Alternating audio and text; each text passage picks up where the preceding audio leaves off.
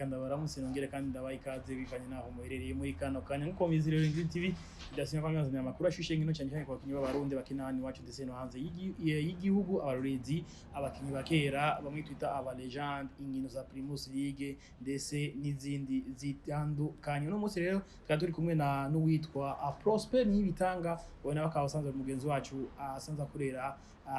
imbonesha kuri ya JCTV akongera agakorera n'ikinyamakuru cha Satisport. Turaza kuvuga rero kuvyerekeye Primus League ingene imigwi yagira sindana n'ingene imigwi igiye guhura ku ndwi ya 21. Prosper ndakuramukije. Amahoro cyane mugenzi wanje Busingwa ndeka ndamutse n'abakunzi ba Indundi TV aho bari bose. Ego reka rero tugende nk'umubyi w'igisahira nuko rero urukino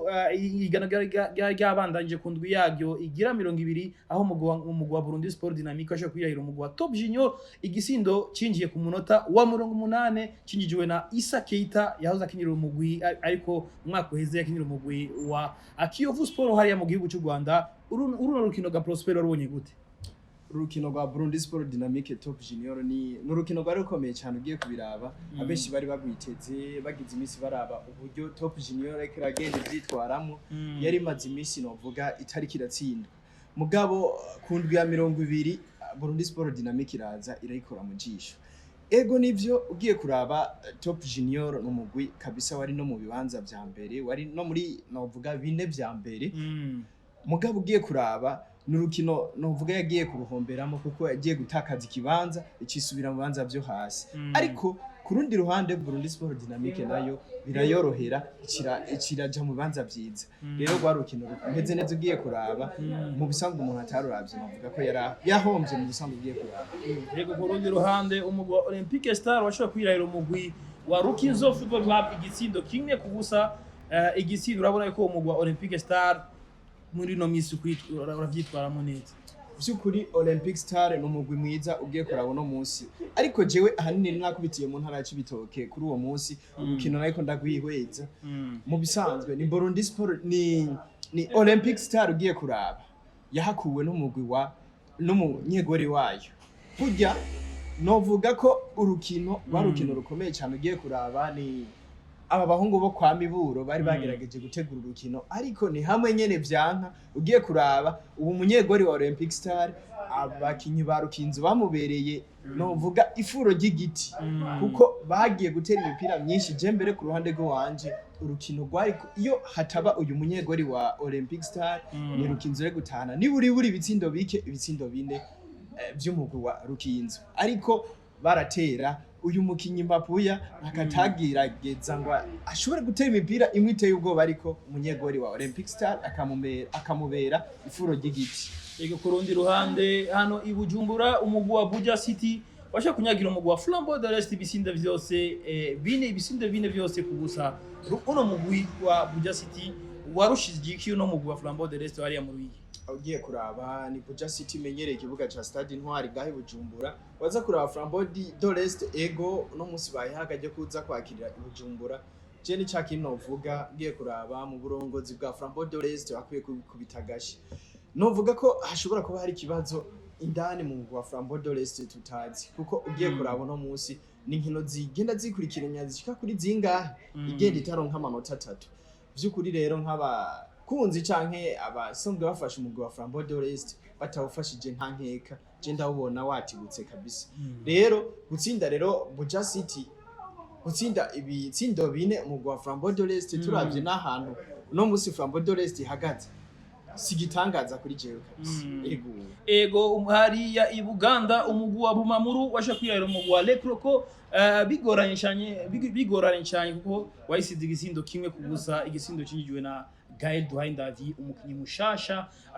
ya uno mugwi wa Bumamuru wazanye muri zino nkino zo gusubiriza nigiko umugwa uno mugwi wa Bumamuru washoye kurusha uno mugwi wa Lekroko nariga uno mugwi wa Lekroko barumaze inkino zigera kuri 2-3 unganya n'imigwi ikomakomeye. Gwari urukino ruteye igomwe hariya mu ntara y'Ibitoke waza kuraba ku ruhande rw'abakunzi b'umugwi wa Bumamuru eka ndetse mbere n'abakunzi b'umugwi wa Lekroko jewe cabaye ikintu gikomeye nabonye abakunzi b'umugwi wa Lekroko bari basidukanye niyo nkari mu ntara y'Ibitoke byari ibintu bihimbaye rero mu bisanzwe urukino rugitangura Bumamuru nivyo yaratsinze mu gice ca mbere igitsindo cinjijwe n'uwo mukinyi nyene ariko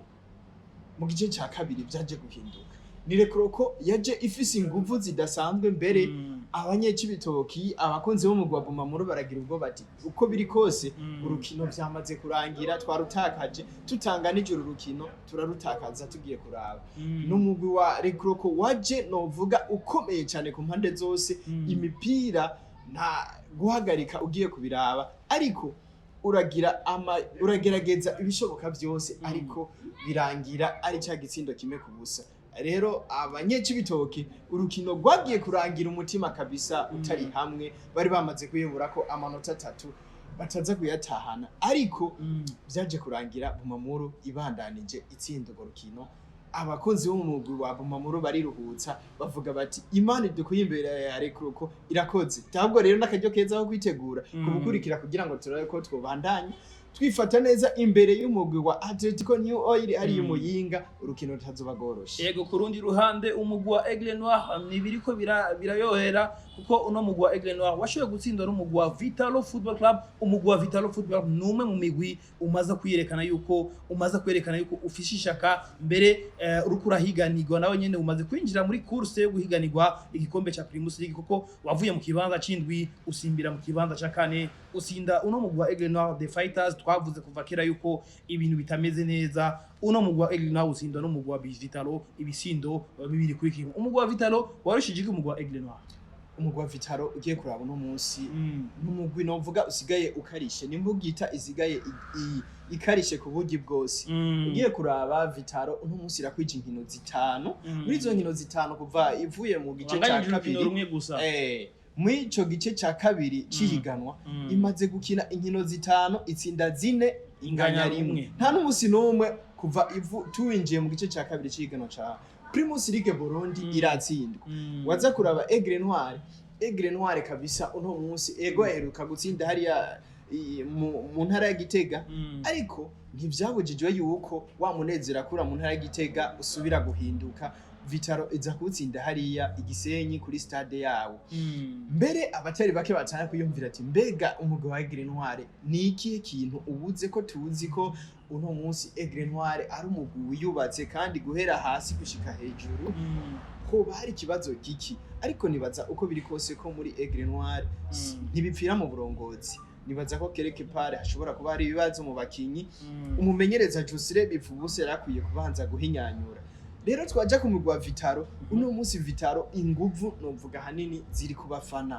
kubafana bagiye bashigikira umugwi ubwo no munsi ugiye kuraba Vitalo irahiye abafana no munsi baravuga ati jewe sintinya gutereka amahera kugira ashimishe umukinyi no munsi yatsinze twarayibonye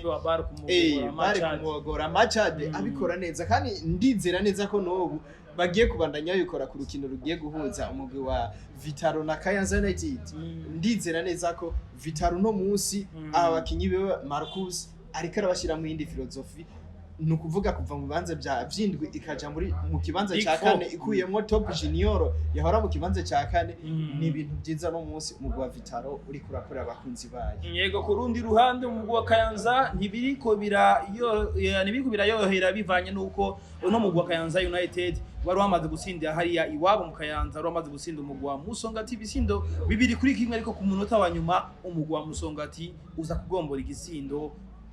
urukino ruba rurangiye ari ibisindo bibiri kuri bibiri umugwi wa Kayanza United wari yubase mwe bikomeye uzana n'umumenyereza w'umunyamahanga nigikubuze no mugwi habuze ikubashe gutahukana amanota 3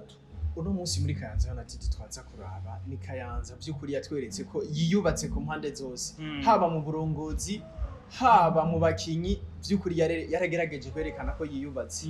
izana n'umumenyereza mushasha izana abakinyi bashasha nkaba America Dogo baza gusahiriza abakinyi ba Masudi bagusa Mosiaji n'abandi baza gusahiriza aba bakinyi basanzwe bakina muri uwo mugwi nyene ndavuga nka kapitene wabo no munsi yari karagenda byitwaramo neza ni Kayanza United by'ukuri twese twari twiteze ariko umusaruro uriko iraduha uno munsi siwo by'ukuri twari tuyiteze ko Kayanza United rero nakaryo keza kabo ko kuraba icokogwa nimba ari mu bakinyi nimba ari muri staff by'ukuri umugwi wa Kayanza United numwe uryosha ikirori na cyane cyane ku muntu bagiye kuri stade usanga wakurikiranwe n'abakunzi benshi by'ukuri abakunzi b'umugwi wa Kayanza United ntibikubitagashi kandi na Musongati no munsi siko ari byiza no mvuga umusaruro wa Musongati nawe nyene nturi kurashimisha abakunzi bayo ego gutahana inota rimwe hariya mu ntara ya Kayanza Musongati no munsi wari mu bibanza by'imbere tugeranije na Kayanza ariko benshi bari bavuze ati uko biri kose turatahana amanota 3 yakuye ku kibuga hari igatwara ariko siko byagenze rero ku iyo migwi je ndabona ko bose bari bakwiye kuzana akanyarigabo bakerekana ko bari yamigwi nyene idakeneye kuba mu bibanza bitukura hariya ego Royal Football Club ibintu ntibimeze neza waraye utakaje urukino rugira gatano ubwo gusubiriza inyuma yo gutsindwa no mu rwa Flambeau du Centre ibitsindo bibiri kuri kimwe tuvuge yuko ni shite imwe ikomeye cyane kumenyereza umushasha wabo yahoze amenyereza uno mu mwaka uheze Harerimana Innocent batazira Kambaranga inkino zitano amaze gukina zo gusubiriza kuva basubiriye muri uno mugwi ntarasinda n'urukino na rumwe Kambaranga kuva mu mugwi wa Flambeau du Centre yerekeza umugwi wa Royal yahoze agaruka muhira ku mbuga by'ukuri ntari karabyitwaramo neza ahubwo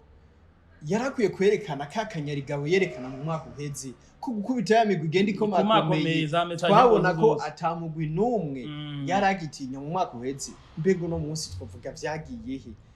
abakinyi uko biri kose muri Royal numugwi kandi tuzi hajya ufise aba partenaire bakomeye naho bimwe bitagaragara mugabo abakurikirana Primus League canke bazi filozofi y'umugwi wa Royal batubwira ko harimo indongozi zimwe zikomeye zigena zifasha umugwi wa Royal nakajyo keza rero yuko bari bakwiye gufatira ubu mugwi w'ibwami hariya mu ntara ya Muramvya ubandanye ugaragara muri Primus League Burundi ntusubire gukoroka kubera kose ukabandanye witwara uko nta mpamvu nimwe tutawubona mu ciciro ca kabiri by'ukuri inkino 10 zisigaye nugerageza ubikore kumwe werekana mu mwaka uheze ko atari umugwi wo gukoroka ubandanye yometse abakunzi bayo rero Flambeau du Centre nayo ego yaratsinze mugabo nayo nyene ego yaheruka gutsinda muri derby hari igitego gitsinze umugwa Musongati bitsindo bitatu byose ku busa nigaruke rero n'ubundi kundwi ya 21 banda yerekana ko ari wa mugwi kabisa ufise ishaka ryo gutsinda ego byukuri n'umugwi tuzi umeze neza muri rusange ego kurundi ruhande umugwi wa Message Ngozi inyuma yo gukina inkino zine utaratakaza n'urukino na rumwe wara usinzwe no mugwa Athletico New Oil Academy wa hariya imuyinga usanzi wabo haya kwibuga urukundo ukaba uno mugwi wa Athletico New Oil washo gutsinda umugwa Message Ngozi igitsindo kimwe kubusa igitsindo cinjijwe na Ndize Safe Thompson alias Thompson runo rukino warubonye gutega Prosper uno mugwa Athletico New Oil Academy numwe mu migwi umaze kwerekana yuko ufise ishaka ryo gutahukana igikombe cyo muri uno mwaka kandi tukibuka yuko ari ari ubwa mbere bakina mu cicaro cyane byukuri Athletico New Oil no munsi vraiment novuga ko ari umugwi uri mu bihe byiza ugiye kuraba nta rukino na rumwe irigera itakaza kuva twinjiye igice cya kabiri cya Primus League Burundi byukuri waza kuraba n'umugwi udatsinda mbere wanashaka n'ibitsindo byinshi ndiko ndawugereranya nka Atletico Madrid mu bihe biheze Atletico Madrid no mugiye gukina gutsinda kimwe bibiri ukaba wirenganiye amanota 3 ukaba uyatahanye rero niko ndabibona kuri Atletico New Oil umuguri kuramenyerezwa aba Amido Hassan na Omar Nakagero byukuri no mugwi bariko barubaka ugiye kuraba waza kuraba ku mpande z'abafana reka mbere mbonero nakanyo kuramutsa umufana akomeye cyane umugwi wa Atletico New Oil Chicken beshi bazi ngaha mu gisagara cya Bujumbura avuga ati je ndava mu gisagara cya Bujumbura uno mutipe Chikenje n'umuntu afise ishaka ridasanzwe n'umwe mu bakunzi b'umugwi wa urunani wa basketball asubira kandi agafana n'umugwi wa Atletico New Oil kera mu mugwi wa Vitaro ariko bivanye n'agafaranga uno mugwi wa Atletico New Oil agafaranga ufise n'agafaranga kabisa gafadika waciye umwikora ko ti ingo kabisa nga hano imuyinga tugwa amafaranga ukeneye uzurafana no mugwi wacu w'imuyinga Atletico New Oil urekane na Vitaro ebana nurazi neza yuko wewe abikora nk'umwuga bimubeshejeho n'umuryango wiwe. Chicken yacha abikora muri kino gihe ariko arabikora kabisa no mugwi wa Athletico Oil Academy. Neza cyane nitwovuga byinshi kuri Chicken, abatari bake baramuzi by'ukuri n'umuntu ateramika abantu ku ma stade, n'umuntu by'ukuri agenda bikora neza. Rero imbere ya Message Ngozi tutari tumenyereye itakaza hariya kuri stade Rukundo. Abeshi mu bafana b'umugwi wa Message Ngozi bari bavuze ati twege aha kuri stade Urukundo by'ukuri amanota tuba tuyafisa, ariko byaje guhindura amateka umugwi wa Atletico New Oil urabakora mu maso, kandi wanashaka byatumye batakaza n'ikibanza. Message Ngozi no munsi kitakaza ikibanza yarimo, uno munsi Atletico New Oil cifata ikibanza ca kabiri. Biboneka neza rero ko Atletico New Oil uri muri ya migwi ikira hatanira ikibanza cyo gutwara Primus League Burundi. Mugabo sinovuga ngo na Message Ngozi kabaye, ariko na Message Ngozi nakajyo keza ko yari kuye kuraba ibishoboka byose aba bahungu ba Jimmy Ndayizeye bashirime agatege kugira ngo barabe yuko Message Ngozi nayo isubira kuba ari ya Message Ngozi tuzi